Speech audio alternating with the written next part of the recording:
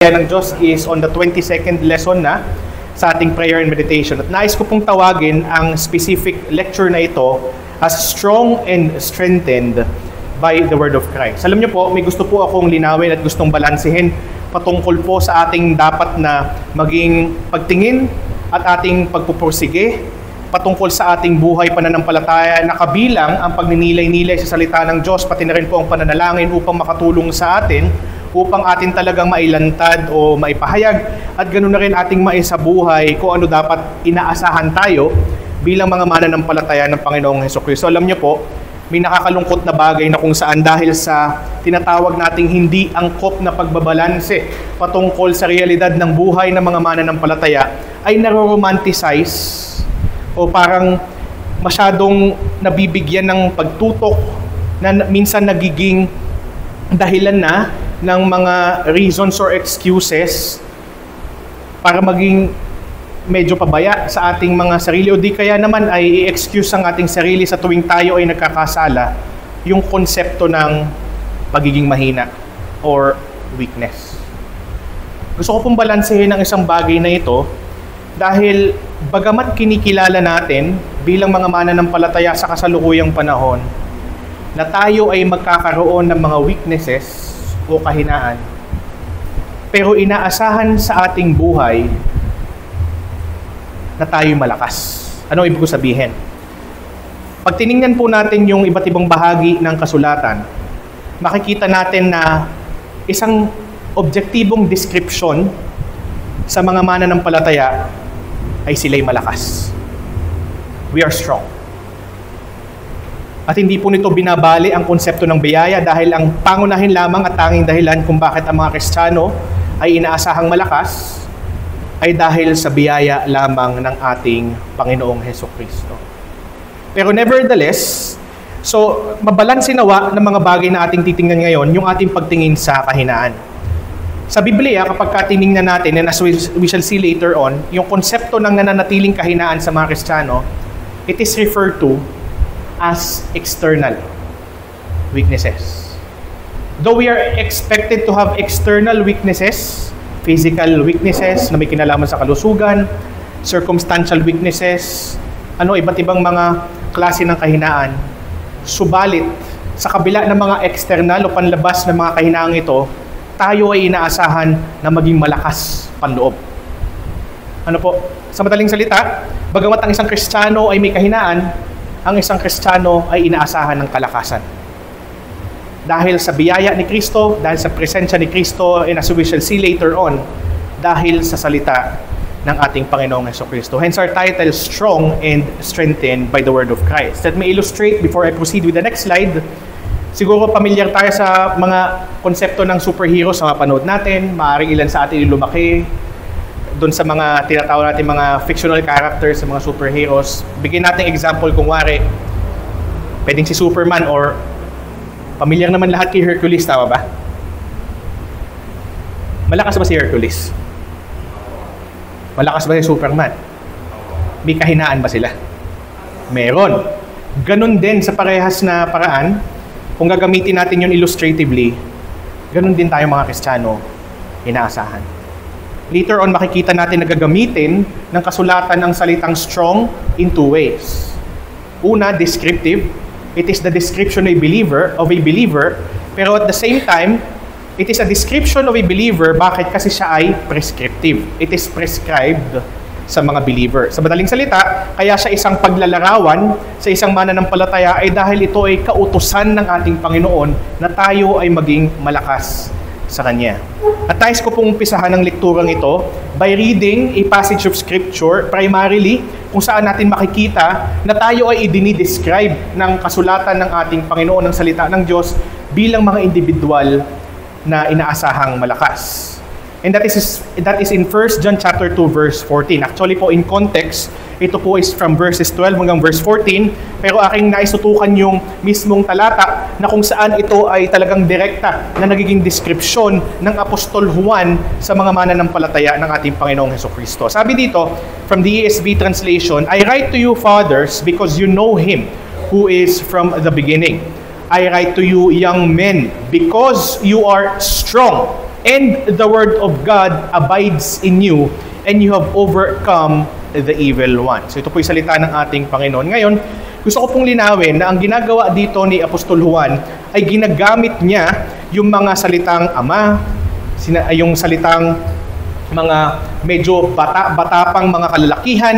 Sa verse 12, actually ginamit niya yung I write to you children, I write to you fathers, hanggang sa makarating dito sa verse 14 ng 1 John 2, I write to you fathers, I write to you young men.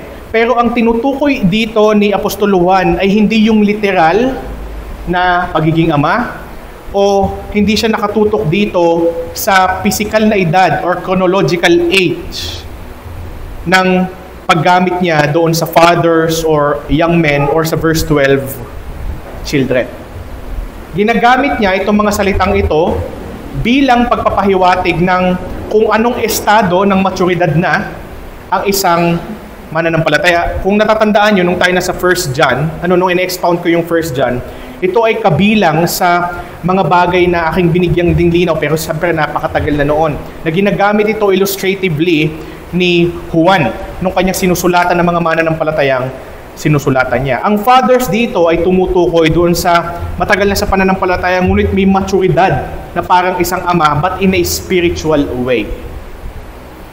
Tapos yung young men, ito ay ginagamit to pertain to believers who are maturing believers. Sila yung mga nasa panahon na hindi sila sobrang tagal ng mananampalataya, pero hindi rin sila sobrang bago, ngunit sila ay nasa pag-usad o nasa kalagitnaan ng kanilang pagiging buhay Kristiyano. At ang description, di ba, una sa mga talagang mature na sa pananampalataya, dahil medyo matagal na sila, isa ring magandang factor yun, at sila talaga ay sa tinagal ng panahon ay lumago na ng lumago sa Panginoon. Talagang mayroon silang katiyakan ng pagkakakilala kay Kristo noong umpisa pa lamang. Sabi dito, I write to you fathers because you know Him, pertaining to Jesus Christ, who is from the beginning. Then I write to you young men, para sa mga nasa state of maturing.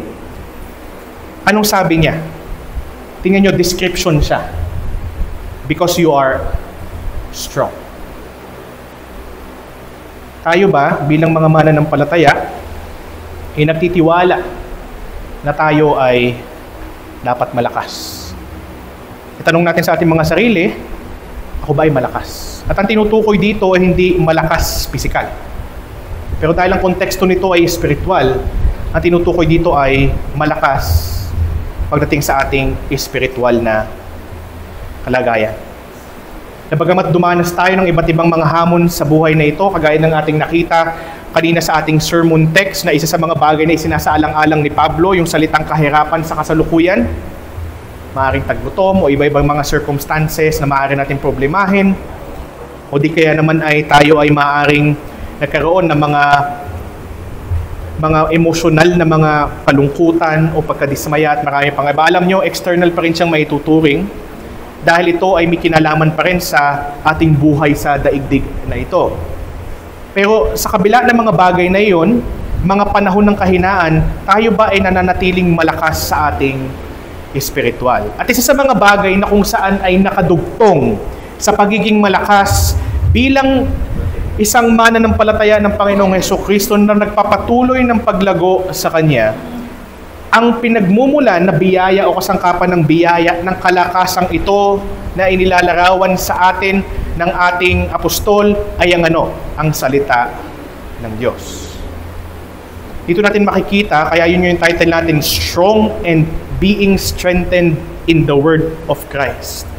Hindi kailanman natin mapaghihiwalay ang inaasahang kalakasan sa ating espiritual sa salita ng Diyos at sa tinatawag nating pananatili natin sa salita ng Diyos. Ang ibig sabihin ng salitang "and the word of God abides in you" is in two ways. Nananatili sa atin ang salita ng Diyos sapagkat nananatili tayo sa salita ng Diyos. At alam ko, marami tayong maaring pagkonsumuhan ng salita ng Diyos, kagaya sa pangangaral ng salita, kagaya nito sa pagtuturo ng salita ng Diyos, which is public, pero ito'y kabilang din doon sa tinatawag natin na private needs. Kagaya nga nung nabanggit ni John Calvin nung nakaraan, na kinuot ko sa ating nakaraang lektura, we need daily nourishment of our soul leading up to consummation or eternal life, and that nourishment should be a daily thing by daily partaking of prayer and meditation. At ito yung goal, di ba? Tayo naman talaga, bagamat tayo alam natin na medyo careless tayo, actually, if not so careless sa ating mga pagkain, o di kaya naman sa ating pagpapahinga, sa ating mga pagtulog. Pero ang goal naman talaga ng pagtulog, ng pagpapahinga, ang goal ng pagkain ay upang tayo ay lumakas. Ganun din sa salita ng ating Panginoon. If the Word of God abides in you, if the Word of God abides in us, we are expected to be strong. At ano ang nangyayari kapag ang isang mananampalataya ay malakas? We are able to overcome the evil one. Kaya ito'y magkakadugtong. I write to you, young men, because you are strong and the Word of God abides in you and you have overcome the evil one. Paano tayo sinasalakay ni Satanas? Sa dalawang paraan. Sa pamamagitan ng panunukso sa atin upang suwayin ang ating Panginoon at makompromiso ang ating katapatan, o di kaya naman ay tayo ay tuksuhin sa mga panahon ng ating mga kahirapan o pagdurusa, whether it's emotional or circumstantial, upang tayo sa halip na manatiling matapat at magpapasalamat sa ating Panginoon, ay tayo ay humantong sa pagkakasala sa panahon ng ating pagdurusa. At sa ginagawang ito ng Diablo, nangangailangan upang tayo makaiwas na mawalan ng katapatan, madelay ang katapatan o ang pagiging mapagpasalamat sa Diyos sa kahit anong kalagayan at sa kahit anong tukso na maaaring ibato niya sa atin. Nangangailangan na tayo ay manatili at manatili sa atin ang salita ng Diyos. And since there is no day that a believer won't be attacked by Satan himself or by his demons by tempting us, we need to be daily in our partaking of the Word of God. We want to be strong because the Bible describes you. Hindi ako ang nagdi-describe, kundi ang salita ng Diyos ang naglalarawan sa atin bilang malakas. Sa madaling salita, hindi dapat tayo basta-basta napapatumba, maalin man ng tukso o ng mga pagdurusa.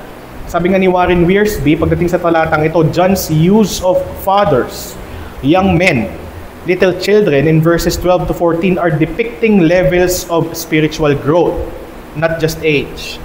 In the fathers, he writes, because they know him. In young men, because they are strong. And then he goes on to say, growth in the Christian life involves both knowing Christ from the beginning, that is having a long-standing relationship, and being strong through the Word. Alam natin na isa talaga sa mga pangunahing pakinabang natin at pribilehiyo sa ating patuloy na pagdinilay ng salita ng Diyos, pakikibahagi sa salita ng Diyos, whether corporate or private, kabilang ang pananalangin, whether corporate or private, is in order to have fellowship, intimate fellowship sa ating Panginoon. Pero there can never be any fellowship with the Lord Jesus Christ, with our triune God, apart from the Word of Christ. Kaya nga sinabi ni Jesus Christ, muli kong ipapaalala yung John chapter 15, if you abide in me, in my words abide in you. Kahit ang Panginoong Jesucristo hindi niya hinihiwalay sa pananatili sa Kanya, ang pananatili sa Kanyang salita. Kasi ganoon tayo nananatili at na pupunta sa intimate na presensya ng ating Panginoon habang hinihintay nating dumating yung panahon na siya ay makaharap nating mukhaan. We may not be able to see Him face to face at the moment, but we are able to perceive Him as if He is face to face. Hindi ko sinasabing face to face, but as if He is face to face, up close and personal, when we are in front of His words. That by reading, we're able to hear. Di ba parang awkward nun? By seeing, we're able to hear. Because it is through exposure to the Word of Christ that we are able to hear our Shepherd King.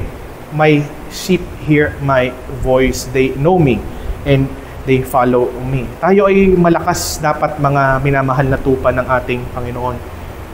Ganoon tayo inilalarawan ng salita ng ating Panginoon. At tayo hindi naman ito kinukompromiso na tayo nagtitiwala lamang sa ating Panginoon dahil ang biyaya ng kalakasan ay nakakabit sa ating pakibahagi sa salita ng ating Panginoon. Nananatiling biyaya at biyaya din lamang ang nagbibigay sa atin ng inaasahang kalakasan sa atin bilang mga mananampalataya ng ating Panginoong Jesucristo. At kaya rin, Di ba kung ating ikakabit din ito sa mga tinatawag nating corporate means of grace, kasi nga dapat natin pakibahagi ng lahat, isa lang din naman talaga, whether it's private or corporate, ang goal eh. Tayo yung lumakas pag tayo magkakasama. Ang inaasahan sa atin is to stir up one another in love and to good works and to encourage one another, especially as we see the day approaching. But that is true, very true, kapag tayo ay nasa pribadong oras natin sa ating Panginoong Hesukristo. Alam nyo, kung ating i-relate sa ating daily routine, mundane routine, yung ating mga pang-araw-araw na ginagawa, kahit ang isang tao, kung siya ay isang araw lamang sa isang linggo kakain at matutulog, hindi natin inaasahan ng taong yon na maging malakas. Pero kung ang taong ito ay regular na kumakain ng masustansyang pagkain araw-araw at natutulog ng angkop na pahinga sa araw-araw, ang taong ito ay inaasahan natin na maging malakas sa pisikal na katatayuan. Sana ay ganun din ang isipin natin at lalong may kahigitan sa ating espiritual na kalagayan. Walang masamang atupagin natin sa tamang paraan ng mga bagay na pisikal. Pero dahil inaalagaan din tayo ng Panginoon sa mga bagay na pisikal, ang pangangalaga sa atin ng ating Panginoong Hesukristo is holistic. Dahil alam ng lumikha na nangangalaga sa atin na tayo nilikha niya body and soul. Pero kahit ang lumikha sa atin, bagamat pinapangalagaan tayo body and soul holistically, laging ibinibigay sa atin ng paalala ng salita niya, ng kanyang mga talata na nakapalakip sa ating Biblia, na ang prioridad natin, bagamat ang pangangalaga is body and soul, of utmost priority is the soul more than the body. Without necessarily neglecting any, but of utmost importance yung ating espiritu. Kaya nga yung sa doxology ni Pablo sa kanyang pananalangin, sa isa sa kanyang mga sulat, in 1 Thessalonians chapter 4, may your soul, spirit, and body. Hindi ibig sabihin tatlo ang constitution ng tao or composition ng tao, pero the fact na siya'y Hudyo, sinabi niya soul and spirit, which is of the same thing, kaya niya inulit to ng 2 beses. Bilang Hudyo, binibigyan niya yun ng emphasis. Sa madaling salita, we are constituted as two, body and soul, but may panalangin niya para sa mga mananampalataya, may your soul, spirit, and body. Sinasabi noon na nawa pangalagaan talaga ng Panginoon primarily bilang pananalangin ang inyong espiritu at ang inyong pangangatawan. There's always an utmost priority in the things spiritual. Kahit somehow kanina sa ating teksto, nakita rin naman natin yun, di ba? Habang hinihimok ni Pablo at ipinapaliwanag niya na anuman ang ating marital status sa mga talatang yun, ang ating pangunahing layunin ay ang paglingkuran ng lubusan ng ating Panginoong Hesukristo. Now, sabi rin ni Matthew Henry, the Word of God must abide in the adult disciples. Again, ang context dito ay yung maturity. Diba? Level of maturity spiritually, not necessarily kung anong edad. It is the nutriment and supply of strength to them. It is the weapon by which they overcome the wicked one, the sword of the Spirit. Now, having said that, ito yung punto na ating makukuha. Ang pagiging malago at patuloy na paglago sa pananampalataya at tagumpay ay malapit na kaugnay sa pananatili sa salita ng Diyos at pananatili ng salita ng Diyos sa mananampalataya at sa pagkilala kay Kristo bilang ang walang hanggang Diyos. Ang lakas at pagtalo sa masama ay hindi nakakamtan sa sariling pagsisikap lamang, kundi sa pamamagitan ng panloob na salita na kinukonsumo at namumunga sa atin. Ang mga malagong mananampalataya ay malalim ang pagkakakilala kay Kristo.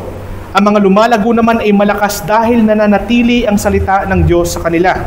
At lahat sila ay may katiyakan ng tagumpay laban sa masama. It is through the Word of God that we are able to overcome.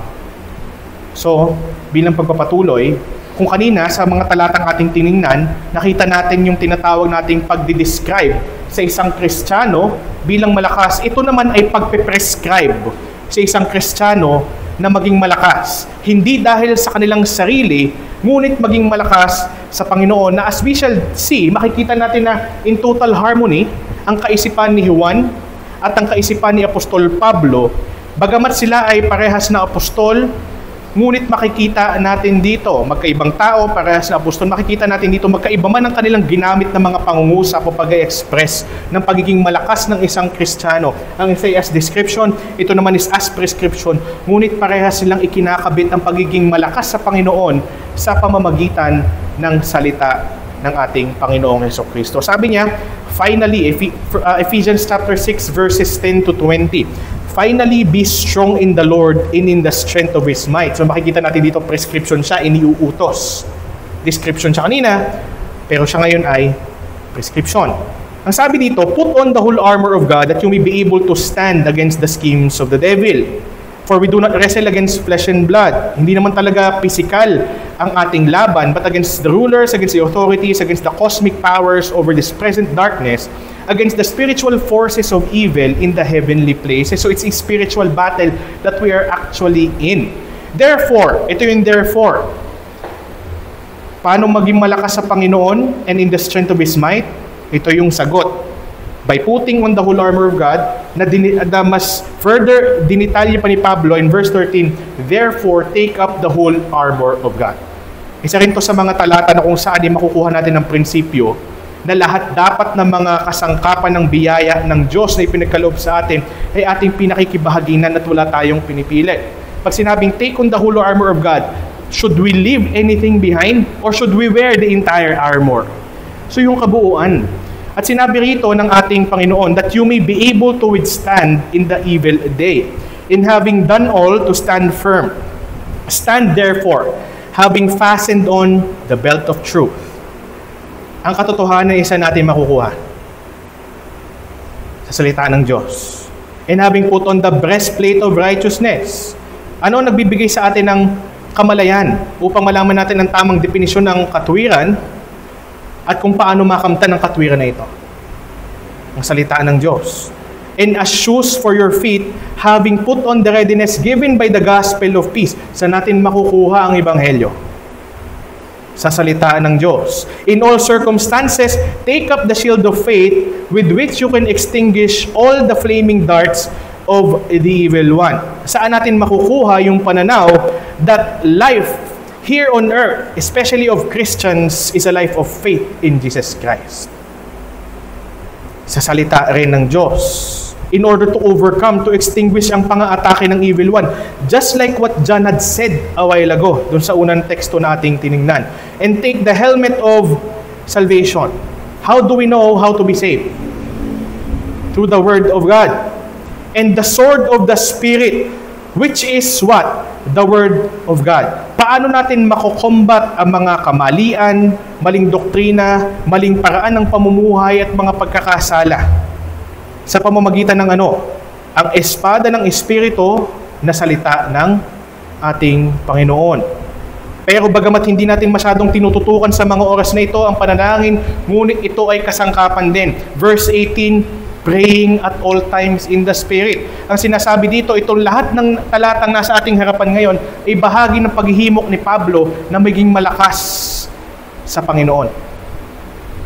So nakikita natin, Word would strengthen us in the Lord and praying. Not just sometimes, but at all times. Regular prayer. Praying at all times in the Spirit with all prayer and supplication. To that end, keep alert with all perseverance, making supplication for all the saints. We ought to also be praying for one another during our private times, and also for me, that words may be given to me in opening my mouth boldly to proclaim the mystery of the gospel, for which I am ambassador in chains, that I may declare it boldly as I ought to speak. So ito'y napakaliwanag na sinasabi sa atin ng salita ng Panginoon.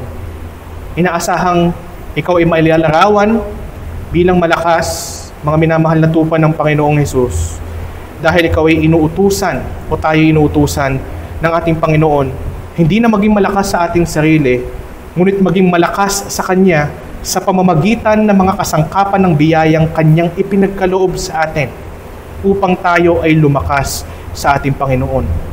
At sa paglakas na ito upang tayo ay makalaban o hindi tayo, kumbaga, ganoon na lamang tablan basta-basta ng mga nag-aapoy na mga palaso ng ating kaaway na ang dyablo. kasama po ang pananalangin. And let me present exhibit para sa inyo. Ito ay pamilyar sa atin, yung karanasan ni Apostol Pablo. At dito natin makikita na bagamat mayroon siyang panlabas na kahinaan, kasi malinaw na sinabi yun, di ba? Paano natin malalaman na panlabas na kahinaan? Thorn was given me where? In the flesh. Pero dito natin makikita, bagamat totoo o realidad ang kahinaang panlabas, pero hindi ito sapat na dahilan upang ikaw ay mailarawan at ako ay mailarawan bilang mga mahihinang mananampalataya ni Kristo. Dahil makikita rin natin dito na hindi lamang basta karanasan na inaalaw ng Diyos ang mga kahinaang panlabas natin, whichever form it may appear. Ngunit ito rin ay tool ng Diyos upang sa pamamagitan ng mga external na kahinaan ay tayo ay suplayan ng Diyos ng kasapatan ng kanyang biyaya upang sa kabila ng mga panahon ng kahinaang eksternal, maging sa kalagitnaan ng mga panahong iyon, ikaw man ay nasa panahon ng hinang-hina ang iyong kalusugan, hinang-hina ang ating pangangatawan, maaaring hinang-hina ang ating emosyon, pero ating panloob na kalagayan ay nasa lubos na kalakasan. Sabi dito ni Apostol Pablo, di ba? Makikita natin to, it is God's tool. Yung weakness dito na nararanasan mga Kristiyano, God's tool. That's not your description. That's not supposed to be our description. Hindi dapat yun yung ating, kumbaga, i-romanticize. Yes, we acknowledge it's part of our remaining, it's part of us remaining in this life. But it shouldn't be our description. It shouldn't be. Sabi ni Pablo, so to keep me from becoming conceited, because of the surpassing greatness of the revelations, a thorn was given me in the flesh. A messenger of Satan to harass me. Ito na. Yung evil one ay hinaharas siya.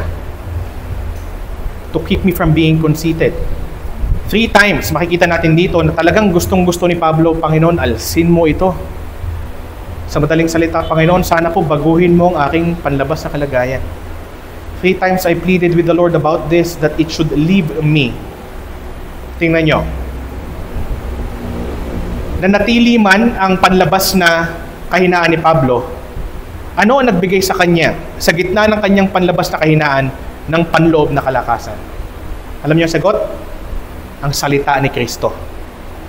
Bakit? But He said, those are Christ's word. But He said to me, my grace is sufficient for you, for my power is made perfect in weakness.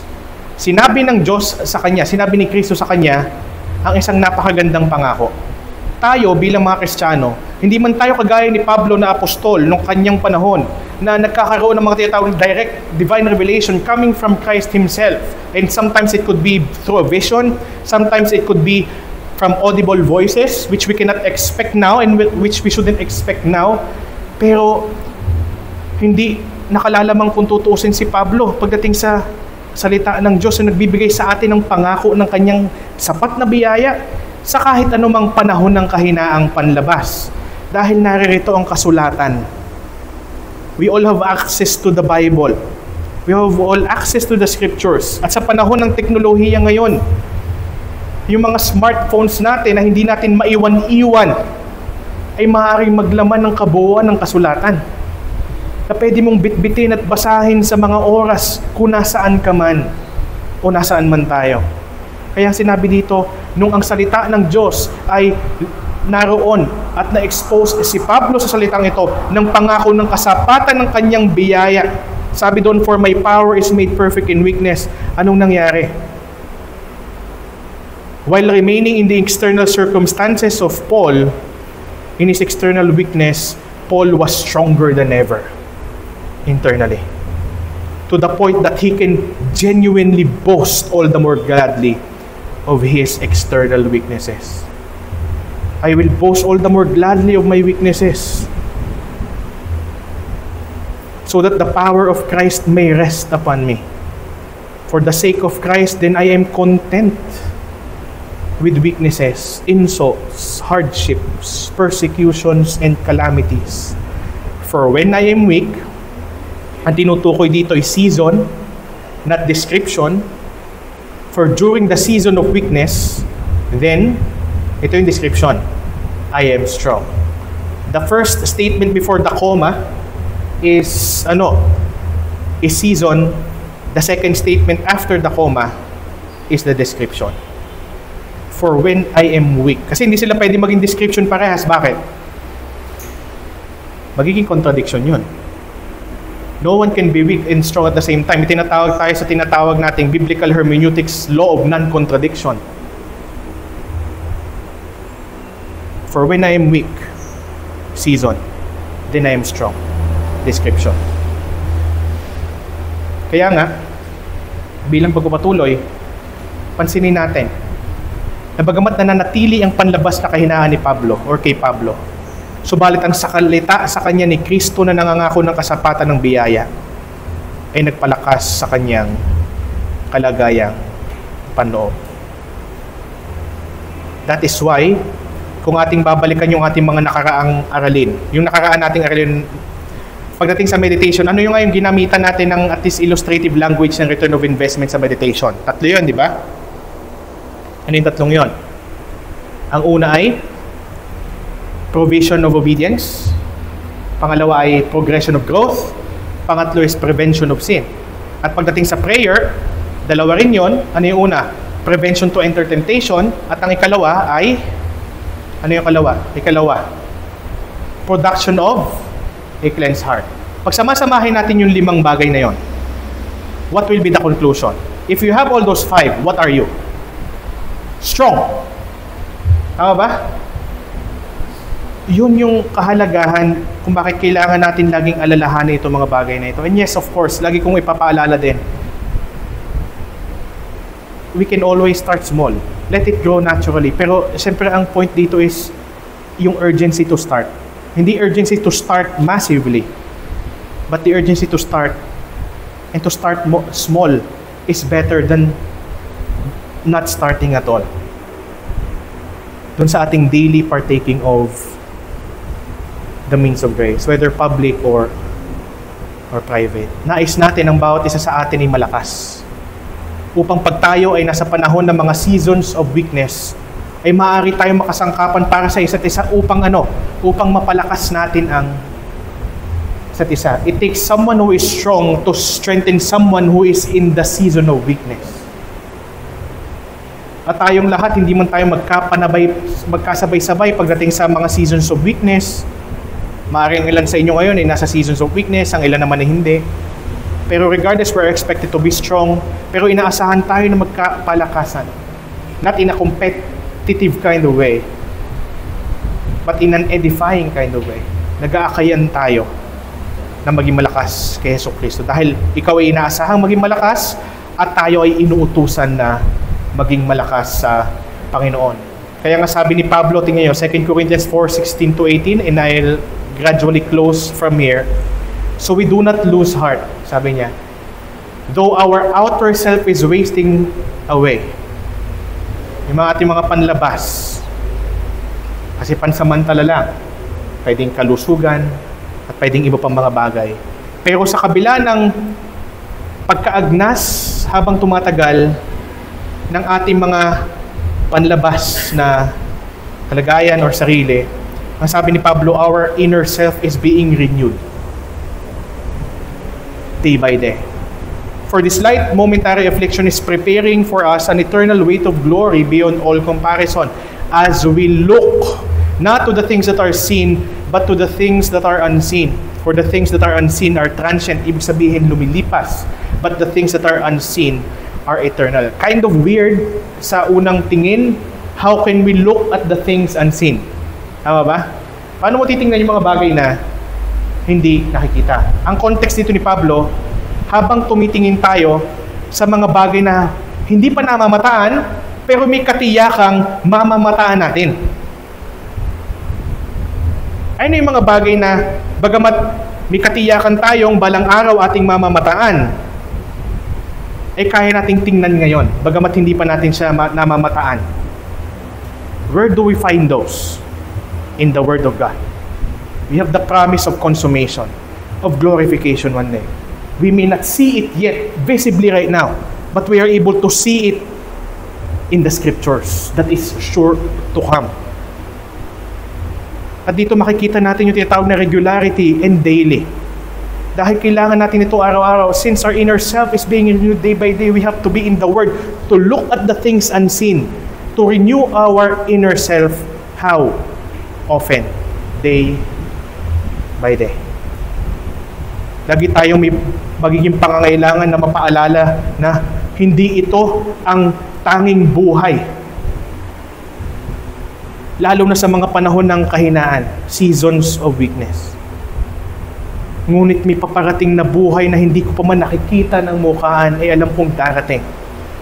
Dahil may mga pagpapakita na sa akin ng katiyakan nito, ng salita ng Diyos na kung saan ay nananatili sa akin at sinisikap nating tayo'y manatili doon sa salitang iyon ng ating Panginoon. Kaya nga punto at bilang pagtatapos, bagamat ang mga Kristiyano ay may mga panlabas na kahinaan, subalit inaasahan sa kanila ang panloob na kalakasan. Ang salita ng Diyos ay nagpapakita sa atin ng mga tiyak na pangakong sa ngayon hindi pa namamataan ang magpapalakas sa atin sa karanasan ng mga kasalukuyang kahinaan. Nawa ito ay maging pagpapala at biyaya sa atin ng ating Panginoon. At dito ko po tinatapos yung ating session 22 ng ating pong prayer and meditation. Strong and strengthened by the Word of Christ. Meron po ba kayong mga tanong or nais ibahagi at nais linawin patungkol po sa ating naging talakayan ngayong ating This lecture was taught by Pastor Francis Talon of New Life Reformed Baptist Church. We warmly invite you to join us every Sunday. Our preaching and worship service starts at 9 a.m. Come and hear God's word faithfully proclaimed. To God be the glory.